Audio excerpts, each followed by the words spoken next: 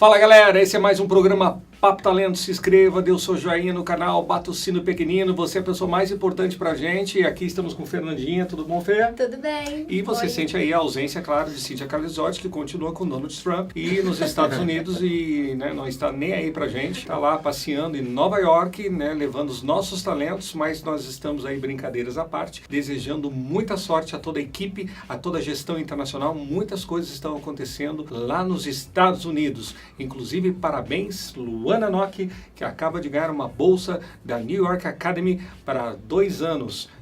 São sementinhas plantadas aí do Grupo MGT. Bacana, né? Muito certo.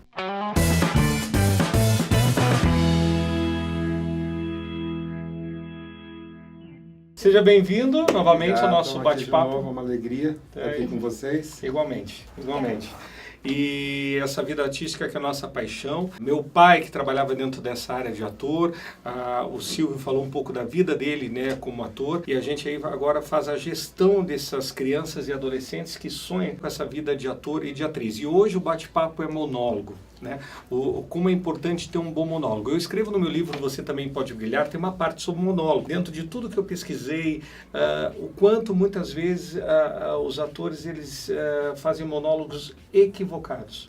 Aquela coisa assim, né? Você deve ter muitas histórias. Assim. Então, Silvio, vou deixar aí para você um pouquinho algumas historinhas. O que a gente pode falar um pouquinho sobre monólogo e a gente vai colaborando com a mensagem para essa galera. Primeiro entender o que é o monólogo, né? Isso. A gente tem no texto dramatúrgico a questão do diálogo, logos, palavra de duas pessoas, diálogo. E o monólogo é quando a pessoa literalmente fala sozinho. Não, nem sempre. Existe o monólogo externo, é quando o ator está em cena e tem outros atores, outras personagens também em cena e ele tem um texto um pouco mais longo, a gente chama de monólogo, às vezes a gente chama de bife. Também tem um bife grande lá para o ator decorar. E esse monólogo ele conta para a outra personagem alguma situação referente ao tema da peça, ou alguma explicação técnica para o desenvolvimento da história. E tem um monólogo interno, que é o monólogo que a gente também chama de solilóquio. O que é? É quando o ator está pensando alto. Como a plateia não tem como ler o pensamento, então o ator fala sozinho, mas a gente da plateia, a gente entende que aquilo é o que está passando dentro da cabeça dele. Então são, geralmente, os textos de monólogo ou de um solilóquio vai falar sobre mais questões existenciais, questões mais ligadas ao interior dele, decisões, como que ele vai tomar uma decisão, certo? O mais importante para um ator, a primeira coisa que ele tem que saber, o que aquele monólogo fala, com quem ele fala. Eu falo comigo mesmo, ou eu estou no meio de um diálogo, uma briga intensa entre pai e filho, o pai para e dá um texto grande para o filho, O filho vai para o quarto e começa a refletir sobre o que o pai falou. Para a gente entender o que ele está refletindo, ele fala um monólogo. Tem que externar, né? Ele externa e a plateia entende como que aquele monólogo do pai no meio do diálogo, que foi um monólogo externo, e o monólogo interno do filho na hora que ele reflete sobre aquilo e ele toma as suas decisões. Digamos assim, vamos dar um exemplo, Isso está muito atrelado com a expressão, corporal. Então, isso com certeza ele vai entender como que ele vai se expressar corporalmente na hora de falar o texto. Eu estou diante de alguém, eu estou sozinho, eu me fecho, eu estou procurando me abrir para o mundo, o que aquele texto está pedindo e como que o meu corpo vai reagir àquele texto. E de preferência, sempre me lembro muito das instruções que nós passamos sobre o monólogo, que o texto tenha muito a ver com a sua idade, Tem a ver com... Daqui a pouco eu estou falando, um moleque lá de 8 anos está falando sobre separação, É assim, são duas situações, Um ator, ele tem a liberdade de ser quem ele quiser. Sim. Um menino de 12 anos fazer um velho de 80, um velho de 80, fazer o papel de uma criança. A gente tem essa liberdade. Essa é a mágica. Mas se você vai para um teste, se você vai para um momento especial, é importante que você pegue um texto, um monólogo condizente com a sua idade. Vai ser mais fácil o seu entendimento. A naturalidade. Vai ser mais fácil você buscar essa naturalidade, porque isso é o que compõe o fazer artístico criativo, É aquilo que vem de informação do texto e a sua vivência. A soma disso vai te provocar vida para a personagem. Então, talvez se essa molecada que está começando, ter essa consciência. Se está começando, é um monólogo que vai apresentar para um teste, ter o que ele consiga mais uma naturalidade bacana. Mas se ele já está com uma bagagem, ele pode até usar, né, dentro de um personagem. Exatamente, né? Mas daí tem que ter um preparo mesmo. Já entender vários métodos técnicos, né, da interpretação, para você conseguir fazer. Né? É que quando a gente coloca aqui esse pensamento, a gente pensa o fazer corretamente, né? Eu acho que é o que todo mundo quer fazer. Quero ser ator? Quero ser um ator correto, perfeito, né? Que as pessoas... E não um ator oba-oba, vou lá, faço algumas brincadeiras, né? De qualquer jeito. Não, né? Então, são desde as questões que passam pela dicção, da forma de falar, sem perder também a naturalidade, e questões mais profundas. E o grande desafio é que ele entenda o que ele está falando. Que Exatamente. Tinha um monólogo, eu me lembro, que eu tinha, né, na época que eu ministrava a aula, nunca me esqueço, que era mais ou menos assim: o que dizer a não ser cobras, lacrais e lagartos? Talvez forçando a barra, embolando todo mundo na roleta. Não, esse plano já não deu certo da última vez. O melhor é partir para outra e beijar logo de cara a mocinha, antes que queime o filme. A alternativa: nada muda se você não mudar. Então, mais ou menos esse barato. Mas bacana. É um texto muito doido, né? Quem se entende por isso? No final, assim, né? Embolado. Então, a verdade é que falava o texto assim: não adianta você querer que o mundo mude se você não mudar primeiro. De tudo isso, o que dizer a não ser cobras, lacraias, lagartos, era barato do texto, né? Então, você busca a essência do texto. A essência do texto. Primeira coisa, li o texto inteiro, eu vou buscar a essência. Depois da essência, a gente vai buscando as nuances. Olha, começa o texto aqui, o sentimento é esse, ele vai partindo para outros momentos, tal. Aqui vai crescer, aqui é o momento onde ele está mais inflamado para falar o texto. Tudo isso vai influenciar na hora de falar. Tudo isso vai... Parece simples, né, Silvio? Mas é cheio de regrinha, coisa para você saber. Ô, Fernanda, você acompanha nosso banco de dados, que é um monte de monólogo. Sim. Né? E uma das coisas que a gente tem a maior dificuldade é um pouquinho a questão do sotaque, que é a nossa preocupação. A gente viaja esse Brasil todo, tá? E a gente, claro que é bacana essa miscigenação fantástica do nosso país. Exato. Mas a neutralidade, ela é importante, não é, Silvio? Ela é importante. É importante e aí fica mais de novo a dica. Aí é só um fonoaudiólogo, é só um professor de técnica vocal, é isso que vai conseguir. Por quê? Se eu estou com 12 anos de idade, né, há 12 anos falando com sotaque, aqui eu vou falar o nosso sotaque aqui de Londrina, que é o Porta. Em Guarapuava, que eu morei há 17 anos, e aqui meu grande abraço, eu estava lá esses dias, Guarapuava, meu grande abraço. Isso não é uma crise, nós estamos falando todo o Paraná. Exato. Torta é um elogio de região, é o nosso bairro, né? Exato. Mas... Então eu tenho uma musculatura preparada já para falar assim.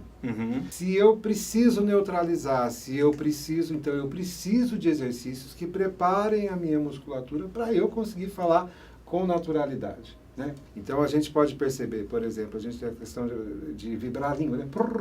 Não é todo mundo que consegue, né? Com facilidade. Vibra. Né? Tem algumas pessoas que tá, mas a Vibra gente... aí aqui. Vibra a voz, diretor.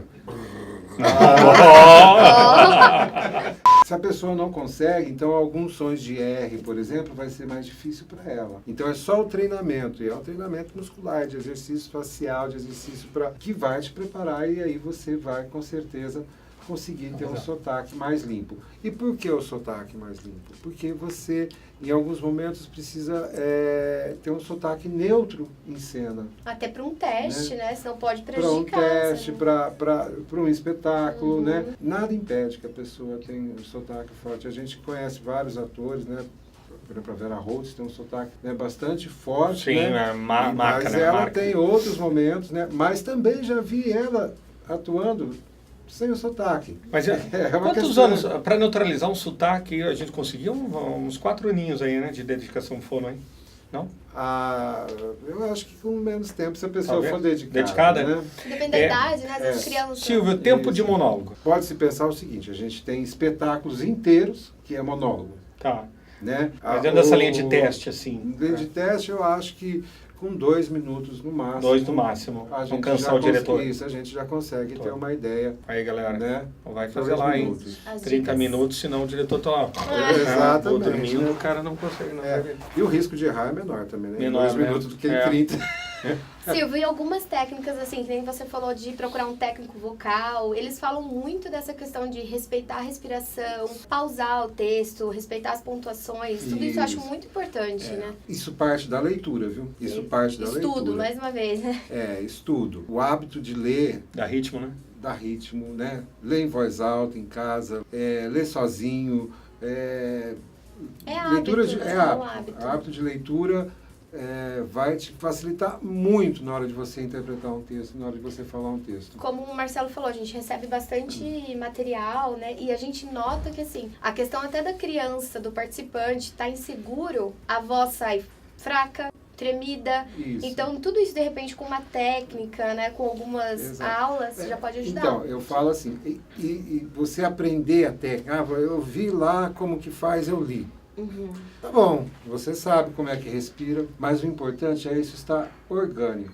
Porque Certo. a hora que eu vou para a cena, aqui na frente da câmera, ou na hora que eu vou para o palco, eu não tenho tempo de pensar, eu vou respirar com o diafragma, eu vou abrir as costelas, Sim. ou vou Sim. colocar... Tudo Não que- tenho tempo, você tem outras coisas para pensar. Então, tudo isso tem que estar orgânico. Eu já tenho que respirar dessa forma, eu já tenho que me comportar dessa forma para as minhas outras preocupações, como marcação, onde eu tenho que estar, qual é a partitura corporal que eu criei, Certo. o que aconteceu para isso acontecer com tranquilidade. Porque se além disso você ficar pensando onde que eu respiro, onde que eu coloco o ar, onde Aí que eu você se perde no texto, Você né? se perde. Não tem como. né? Então isso é uma prática. Tem exercícios que são muito simples, né, que eu ensino para os meus alunos, que se ele fizer diariamente, né, Sim.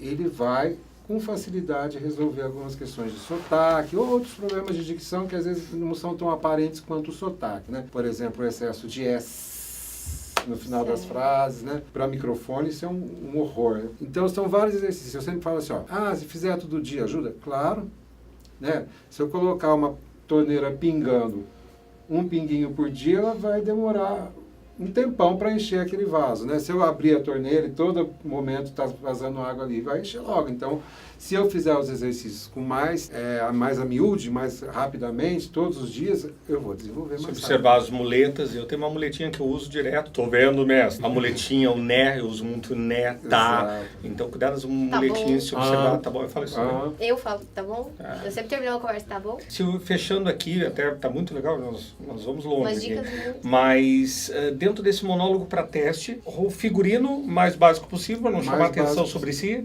isso. É isso? No teatro a gente sugere sempre o preto, né? Tá. A cor preta, Uhum. né? Já para modelo, talvez o branco da camiseta branca, Tá. a calça azul, né? Que tem uns padrões assim, né? Para fazer. O menos é mais, né? Mas não se preocupe com maquiagem, não se preocupe com penteado, não se preocupe com... Né, se preocupe com a verdade que você vai, né? Às vezes a gente vê lá uma pessoa fazendo um monólogo de uma pessoa que está acabando de acordar e a pessoa toda maquiada ali. Não. Não condiz. Procura do mínimo. Então neutraliza tudo. É você e o que você tem para contar. Maravilhoso. Estamos aqui, tivemos um papo fantástico, um papo talento Silvio. Palmas aí, galera, muito bom. Que desenvolve um trabalho lindo na cidade de Londrina, uma figura fantástica, uma alma linda, que a gente faz leitura também de almas aqui e só trazemos pessoas do bem. Aí, Silvio, obrigado, gratidão. Legal, né, Fê? Muito. Alegria tá Aí, Muito legal. aí, Cíntia, perdeu a oportunidade de Super bater dicas. um papo com o Silvio. Viu? Você está aí com o Trump e nós estamos com o Silvio. Abraço, Cíntia Calizotti, aí nos Estados Unidos. Abraço a você que esteve conosco aqui, tua audiência é muito importante. Valeu, Fê, gratidão. Tá? Obrigada. Obrigado, Silvio, mais uma vez. E obrigado a todos aqui da equipe, meu diretor. Valeu, mestre. E valeu a todos os nossos cameramen, showmen. Valeu, obrigado, Bia.